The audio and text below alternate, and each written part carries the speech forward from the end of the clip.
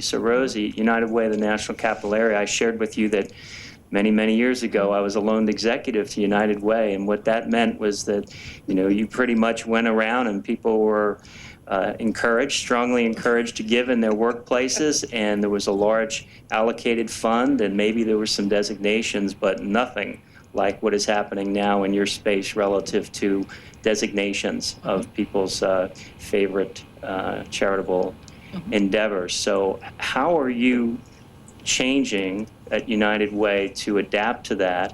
And I'd also like to bring in the concept of the board at this point, because where does management stop and the board begin in making these decisions about innovation, what to do, what not to do, what to continue, what not to continue? Wow, that's a lot. And I have answers to all of them. I just got to get it. So one, in terms of as the business model has evolved, you're absolutely right.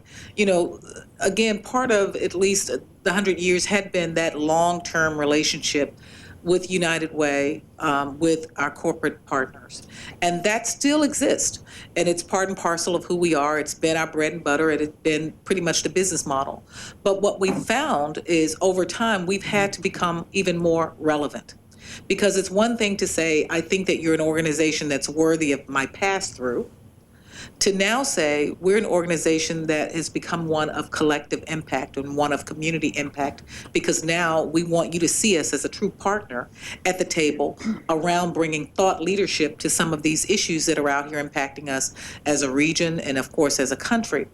And so as we now start to demonstrate expertise in that area, when we talk about education, financial stability, and health, bringing solutions to that work, it takes us a little bit out of what people thought they knew about us, because I really did just think that you were that pass-through organization. But in order to be able to make that transformation, it's caused us to say no to some things that we had traditionally said yes to. And in a nonprofit arena, saying no to money is like almost a death knell, but it's worth it in terms of the long view of us setting ourselves up to not only do what we've done, we're not walking away from that, but what we're also saying is invest in us around these issues. If you care about education in this region, and there are thousands of nonprofits that are doing that work, and you as an individual will say, I care about it, but I have no idea who has credibility, who has capacity, who's doing anything innovative. I don't want 1,000 people coming to me to ask for it. Or if I'm an entity and I've been giving everybody $100, that's spreading it so thin that it's no longer impactful. But United Way, I know you know who's credible, who has the capacity.